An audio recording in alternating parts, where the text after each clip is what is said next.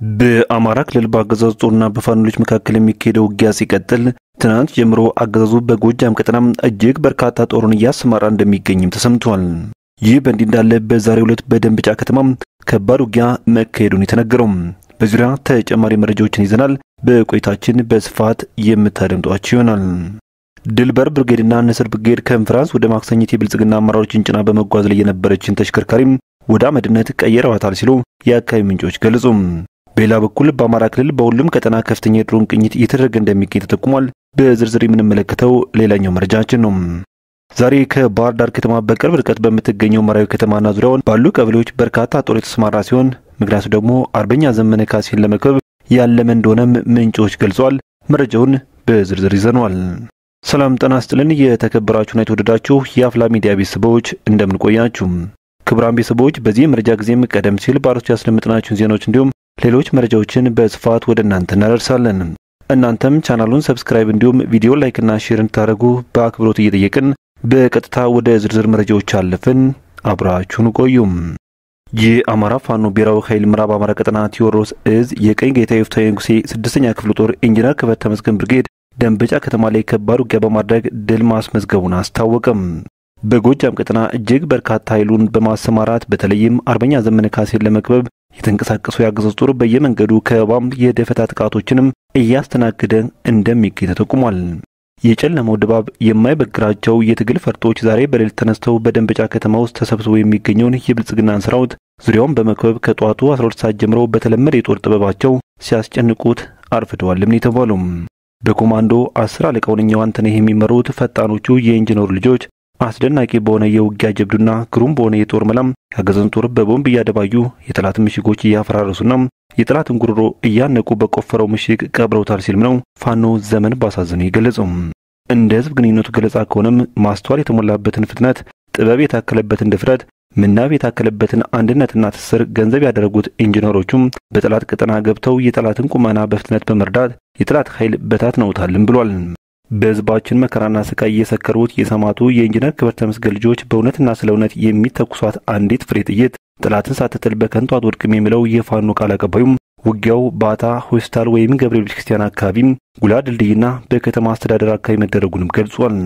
በሁሉም ግንባሮች በኩል ፋኖ ድል ማስመዝገቡና ውጊያው በብረት ለበስና በሌሎች ሜካኒዝም መሳሪያዎች በመታገዝ መካሄዱንም ነው ፋኖ ዘመን ባሳዘኑ ይገለጸው። ትንቅንቁ ከጧቱ 12 ሰዓት ጀምሮ እስከ 3 ሰዓት ከ30 የቆየ ሲሆን በርካታ ቁጥር ያለው ያገዛዙ ሰራዊት የተደመሰሰና ቁስለኛ ሲደረግ የመሳሪያና የተኳሽ ምርኮም ማግኘት ተችሏል ብሏል። ይህ በእንዲህ እንዳለ አገዛዙ በአማራ ክልል በሁሉም ቀጠናዎች በዛሬው ዕለት ከፍተኛ ድሮን ቅኝት እያደረገ እንደሚገኝ ምንጮች ገልጸዋል። በዚህም ሰሜን ወሎ ዞን ሙጃ ከተማን ጨምሮ ሙሉ ግዳን ወረዳ እስከ እንጅፋትና አቡነ ዮሴፍ ተራራ ድረስ እንዲሁም ከጋሽና ምላሽ ጀምሮ እስከ ቦያ ሚካኤል እንዲሁም ሻሪያ ገነት እስታይሽ ከተማን ጨምሮ ሙሉ ጓዞ ወረዳ አሁን ተገኝ ከተማን ጨምሮ ሙሉ ራስ አንጉት ወረዳና ቀበሮ ሜዳ እንዲሁም ድልብ ድረስ ከወንዳጅ እስከ በቅሎ ማነቂያም ከደቦት እስከ አስቂና ሳንቃ ድረስ ከተኩለሽ እስከ ቆቦና ጎብዬ ዙሪያም ከመርሳም እስከ ውጫሌና ሙሉ አምባሰል ቀጠናም የድሮን ቅኝት እየተደረገ እንደሚገኝ ተጠቁሟል። በደቡብ ወሎ ዞን ደግሞ በማሻና በተንታም ጅባር እንዲሁም በአማራ ሳይንት ቀጠናም ደሴ ዙሪያም ከሐይቅ በቅርብ ርቀት በሚገኙ አካባቢዎችም በሸዋ ቀጠና ደብረ ብርሃን ከተማ ዙሪያዋን በጎጃም ቀጠና ደግሞ ገልጭጭና አካባቢው ፋክታ ዙሪያ እንዲሁም ሰከላና ቡሬ ዙሪያም ዛሬ መስከረም 23 ቀን 2018 ዓ.ም ማልዳ ጀምሮ ተከታታይነት ያለው የድሮን ቅኝት እየተደረገ ሲሆን ህዝቡ አንድ ቦታ ተሰብስቦ ከመገኘትና ሌሎች ለድሮን ጥቃት የሚያጋልጡ ተግባሮችን ከመፈጸም እንዲቆጠብ ነው ምንጮች መልእክት ያስተላለፉትም።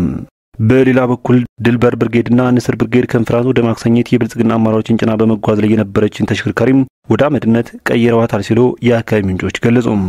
ዛሬ መስከረም 23 ቀን 2018 ዓ.ም ከጧት 3 ሰዓት ላይ የአማራ ፋኖ ብሔራዊ ኃይል ሰሜን አማራ ቀጠና በላይ ዘለቀ እዝ ዳግማዊ ቴዎድሮስ 5ኛ ኮር ጥቁር አንበሳ ክፍለ ጦር ድልበር ብርጌድና ንስር ብርጌድ ማክሰኝት ልዩ ስሙ ፈረንጅ ውሃ ተብሎ ከሚጠራው የገጠር ቀበሌ ላይ ጠላት ባላሰቡና ባልጠበቀው መንገድ መብረቃዊ ጥቃት አድርሰውበታል ሲል ፋኖ አብነት ሞላ ገልጿል።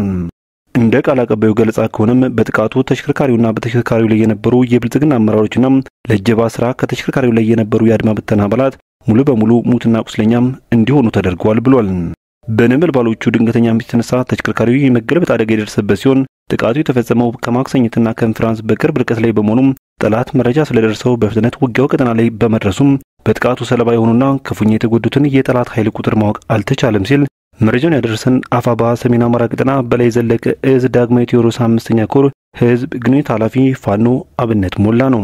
በሌላ መረጃችን ሰሞኑን መካነ ሰላም ላይ በተደረገ ተጋድሎ አገዛዙ ቡላ ከሚማረክ ዙ 23 እና ዲሽቃ መሳሪያችን ቢማረክ ይሻል ነበር ያለት በቅጽል ስሙ ቡላ ተብሎ የሚጠራው የወረዳው ሚሊሻ ሰራተኛ አቶ ሞገስ አብዬ በፋኖ ቁጥጥር ስር ውሎ ምርመራ የተካሄደበት እንደሚገኝ ሰምቷል። በአማራ ፋኖ ብሔራዊ ኃይል ምኒልክ እዝ ንጉስ ሚካኤል አሊኮር ኢንጂነር ደሳለኛ ሰፋ ክፍለ ጦር ስር በሚገኙት በጌታሱ 13 ብርጌድ ተወርዋሪዎች ማንቁርት የታነቀው አቶ ሞገስ ወይም ቡላም በመካነ ሰላም ከተማ ፋኖ ናቸው በሚል ስላስገደላቸው ነዋሪዎች በርሻ ላይ እንዳለ በጅምላ ስር ድብዛቸው እንዲጠፋ ስላደረጋቸው አርሶ አደሮችና በከተማዋ ስለሚፈጸመው መንግስት መር ዝርፊያም በዝርዝር ተናግሯል ሲሉ የመረጃ ምንጮቹ ገልጸዋል።